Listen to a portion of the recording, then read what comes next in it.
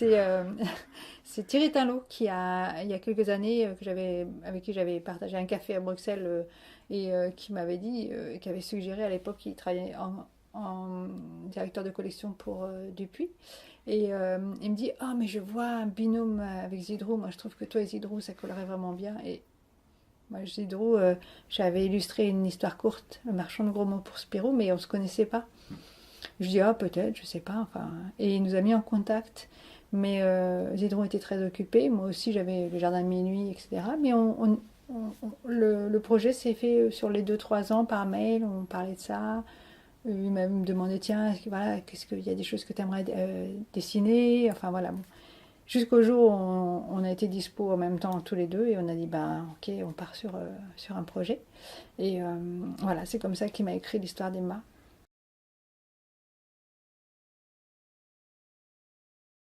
Alors non, c'est lui qui a proposé le personnage d'Emma. Moi, j'avais parlé de la Laponie, du Grand Nord, j'avais parlé d'aurore boréale, j'avais parlé de... Enfin, je fais ça, mais c'est des éléments très disparates et c'est plus des envies graphiques qu'autre chose. Et par contre, ben, comme il connaissait mon travail, c'est lui qui a situé ça à cette époque-là. Et puis le personnage féminin, je crois que enfin, c'était quelque chose qu'il avait envie de faire. Et je pense que le fait de travailler avec une dessinatrice, bah, c'était le moment approprié peut-être pour lui pour écrire l'histoire enfin, avec un personnage féminin principal. Et voilà, je crois que en fait, mais c'est lui qui a amené ça. Puis moi, ça m'a convenu tout de suite.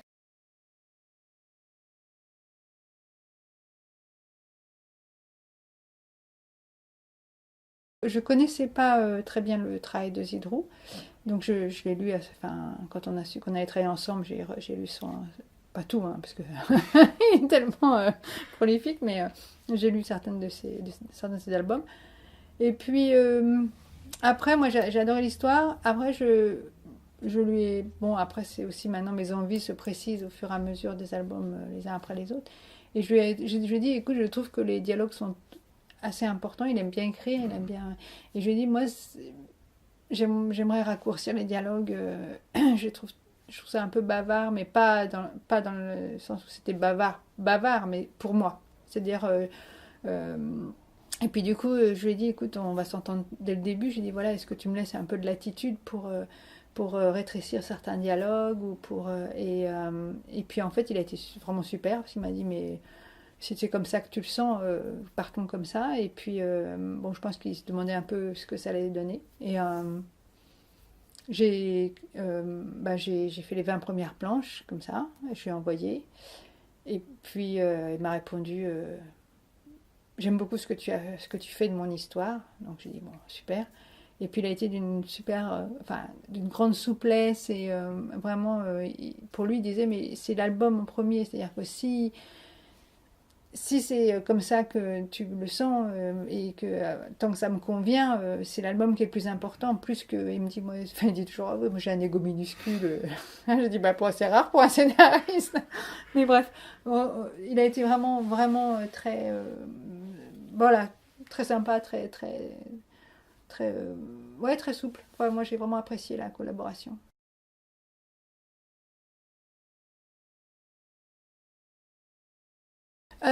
Non, je pense que Zidro enfin, sûrement travaillé dans l'esprit des albums qu'il avait lus de moi. Après, ce jardin-là, c'est une petite partie de l'histoire. Mais de toute façon, moi, on me dit jardin anglais, je plonge dedans, il n'y a pas de souci. Non, non, mais je veux dire, c'est un univers qui me parle et puis que j'aime dessiner. Donc,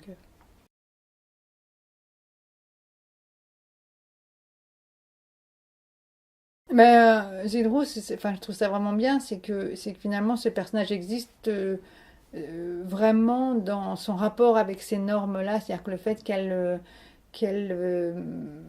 s'affranchisse des conventions de sa classe sociale et de son époque, ça donnait tout de suite aussi un caractère à ce personnage qui était, enfin moi qui me plaise beaucoup déjà, et puis je pense qu'elle existe aussi justement en réaction à ces conventions.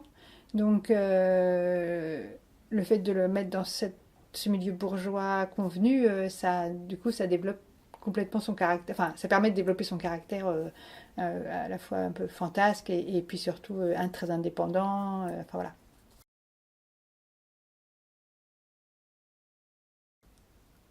En fait, quand je lis une histoire, je sais que, enfin un scénario, je sais que ça me plaît parce que les images viennent tout de suite. Enfin, pas toutes, hein, mais le personnage d'Emma, pour moi, je l'ai très vite eu en tête.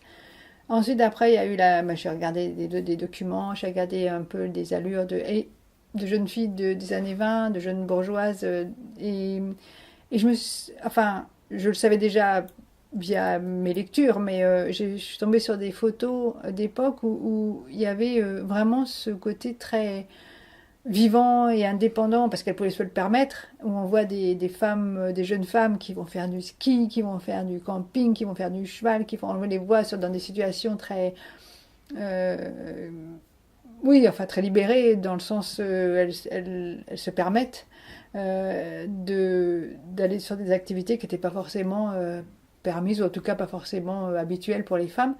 Et donc je me suis dit, mais ouais, il y avait un esprit comme ça pour les femmes qui pouvaient se le permettre dans une certaine classe sociale, de se dire, enfin voilà, de ne pas se donner de limites par rapport à ce qu'elles pouvaient envisager, comme le sport ou comme les voyages. Voilà. Donc du coup, je pense qu'effectivement, d'avoir choisi ce milieu-là permettait de vraiment construire le personnage de manière assez évidente.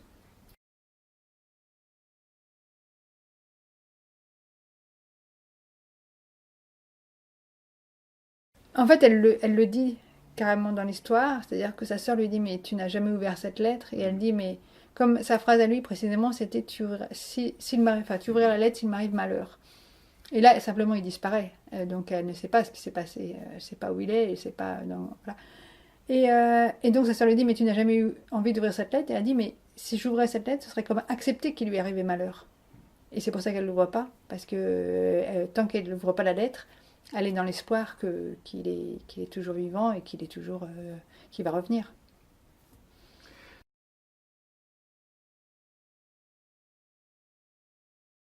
Alors dans l'album, il y a trois éléments. Il y a son billet de bateau, puisqu'elle part en bateau, rechercher son fiancé.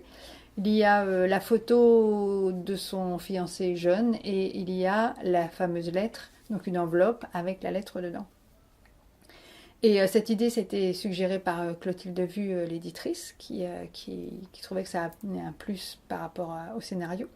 Et la lettre, en fait, je veux dire, on peut lire l'album sans qu'il y ait les éléments. Ça, c'est pas un problème. Parce que la lettre, en fait, il y a des extraits dans l'histoire qui, voilà, avec ces extraits-là, on comprend très bien.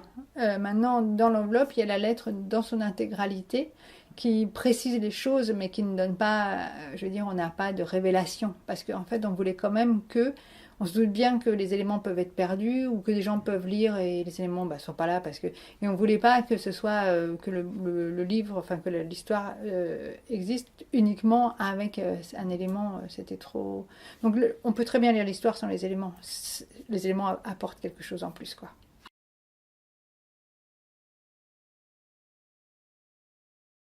Il y a ça, et puis, bon, c'est un scénario fictif, effectivement, c'est un personnage de fiction, mais qui emprunte quand même à des, j'allais dire pas des archétypes, mais enfin à des personnages qui ont existé, des aventurières ou des filles qui ont, enfin des jeunes femmes qui ont été, voilà, en expédition, etc. Mais les éléments, ça permet à mon avis, ça permet d'ancrer cette histoire dans une réalité, une époque. Et du coup, même si on sait que c'est fictif, il y a l'idée que ça aurait pu être, enfin, que ça aurait pu se passer réellement, quoi. Et donc, c'est cette accroche sur quelque chose de plus réel, peut-être. Je pense qu'après, j'attends un peu de voir justement la réaction des lecteurs pour savoir est-ce que ça a amené beaucoup de choses, est-ce que c'est juste un petit plus sympathique et agréable. Enfin, moi j'attends en fait parce que l'idée que j'en ai ou l'idée que Zidrou en a ou l'éditrice n'est pas forcément. Enfin, j'attends la réaction quand même. Ouais, savoir.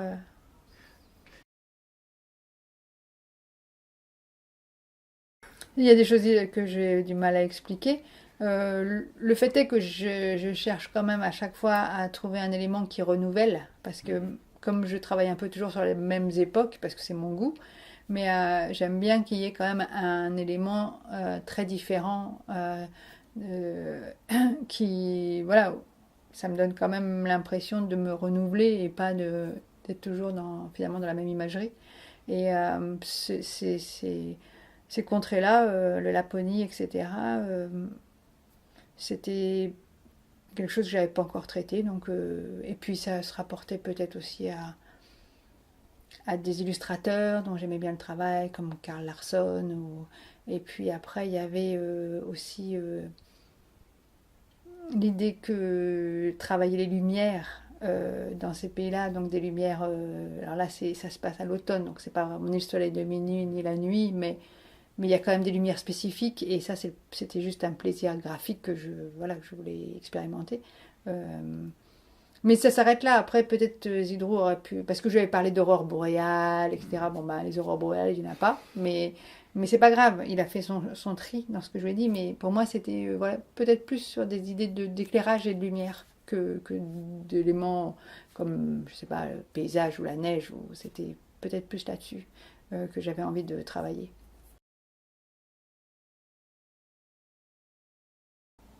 Je me suis jamais posé la question. Pour moi, ça fait partie aussi de,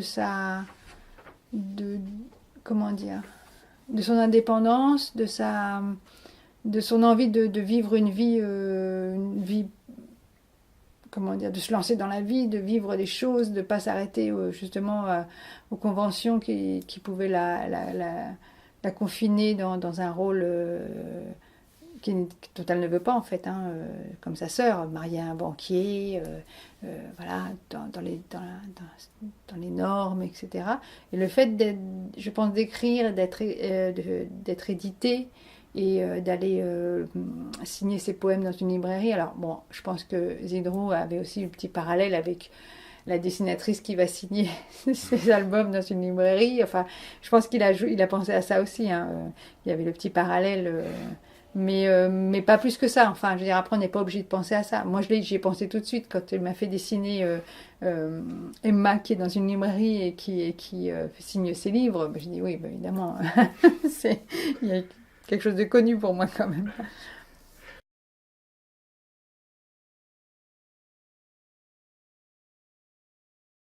Je pense que ça participe surtout à la, comment dire, à l'existence du personnage d'Emma. C'est-à-dire que Emma, elle a cet humour, et puis elle a aussi cette vision très dynamique et très, je veux dire, elle est très entière, Emma. Donc, euh, elle fait passer certaines choses peut-être pas évidentes pour elle, elle les fait passer avec de l'humour, parce que sinon elle le ferait pas. Ce serait peut-être trop difficile d'imposer ça à son milieu, etc. Mais comme ça passe par de l'humour, finalement, ça. Puis bon, c'est bien, hein, l'humour, ça cache toujours aussi. Ben, ça peut cacher une anxiété, ça peut cacher une angoisse, ça peut cacher une faiblesse. Les gens qui rient ne sont pas forcément les gens qui ont les vies les plus heureuses. Enfin, je veux dire, les humoristes, etc. On sait bien que c'est pas si simple que ça, quoi. Donc elle, ben, finalement, elle fait passer certaines choses par l'humour, et ça, peut-être que ça lui permet d'assumer aussi ses choix.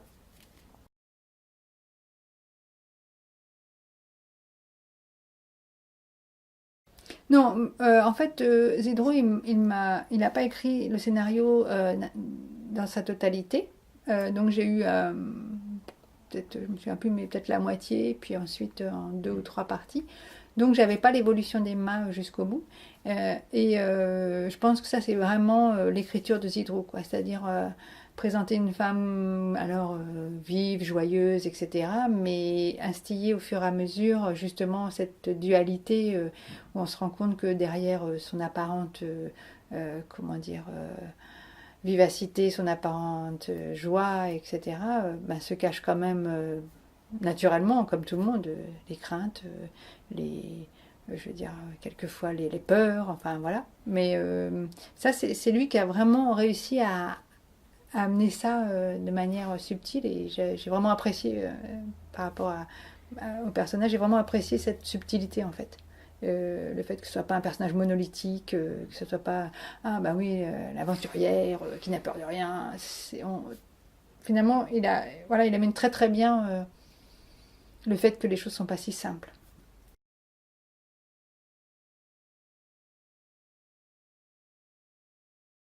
Je pense qu'au départ, c'est pas une quête dans le sens où elle part pas pour ça. Mais effectivement, de toute façon, c'est là, enfin, c'est ce qui est intéressant dans l'histoire, c'est que elle va se découvrir et découvrir que la vie, je pense qu'elle avait une vision assez limitée du fait d'être, enfin limitée. Le fait qu'elle soit dans un milieu assez protégé, mais elle va se rendre compte que la vie, c'est pas du tout seulement ça. C'est que il y a les rapports humains peuvent être très différents, les évidences ne sont pas évidentes, que le fait d'être une femme seule qui voyage, il y a des situations auxquelles il faut faire face. Et donc du coup, elle va sûrement... Enfin, après, c'est des traductions, parce qu'on laisse quand même... Zidrou, j'aime bien pour ça, c'est qu'il ne pose pas tout sur la table comme ça, allez, c'est fini, c'est impacté, voilà. Il laisse des ouvertures. Donc après, je pense que tout le monde verra pas forcément les choses exactement de la même manière. Mais moi, je pense qu'effectivement, elle, c'est vraiment elle est amenée à une découverte d'elle-même, alors qu'au départ, c'était pas son but. Son but n'était pas de partir en disant... elle allait juste rechercher son fiancé, ce qui était une situation très simple. Voilà, je pars, je vais chercher mon fiancé. Sauf que c'est effectivement pas ça qu'elle va trouver.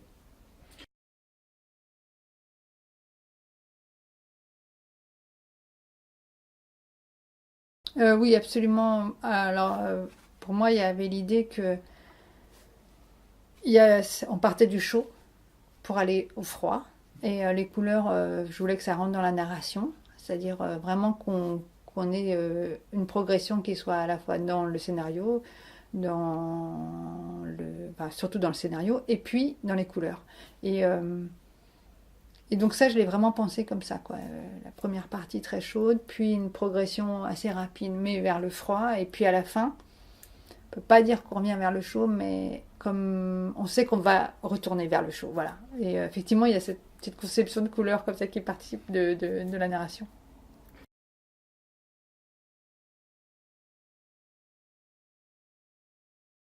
Ah oui, oui, bien sûr. Pour moi, enfin, c'est assez bizarre, mais bon, surtout pour des histoires, enfin une histoire comme ça, mais même le jardin de minuit ou la chambre de l'autre Amont, je m'implique énormément dans une histoire. Donc je suis vraiment avec mes personnages. Et là, je veux dire, dans l'histoire, j'ai mis mes pas dans les pas d'Emma, quoi. C'est-à-dire que j'étais avec elle tout le temps. J'étais avec elle j'étais avec elle dans le jardin, j'étais avec elle sur le bateau. Et c'est comme si j'étais vraiment dans le, physiquement dans la même pièce ou dans le même endroit. Enfin, et du coup, ça me... Comment dire, Emma, à la fois, c'est moi qui la faisais vivre, mais en même temps, il y avait quelque chose que je maîtrisais pas du tout, qui vient évidemment du scénario, mais qui vient aussi du fait que je me retrouvais avec Emma et je me disais, mais quelle tête elle va faire à ce moment-là? Comment elle va réagir? Comme si j'avais vraiment quelqu'un à côté de moi en me disant, oh là, la tête qu'elle fait, ça n'a pas l'air de coller. Enfin voilà, et c'est comme ça que je le traduis après, enfin que j'essaye de le traduire avec le dessin et les couleurs. Mais c'est vrai qu'il y a une grande implication et c'est vrai que je veux dire, j'ai vraiment aimé faire vivre Emma, quoi. C'est un personnage que j'ai senti, enfin une proximité avec ce personnage, vraiment. Du coup, ouais, j'ai mis pas mal de moi quand même. Enfin, pas de moi, de ma personne, mais je veux dire, enfin, Emma, c'est pas moi. Mais j'ai mis pas mal de mes envies et peut-être de la façon dont je peux considérer, je sais pas, peut-être une amie comme Emma, que je verrais dans ces situations-là. C'est un peu bizarre, mais c'est vrai que ouais, je m'implique beaucoup. Ouais, je te remercie. Merci bien.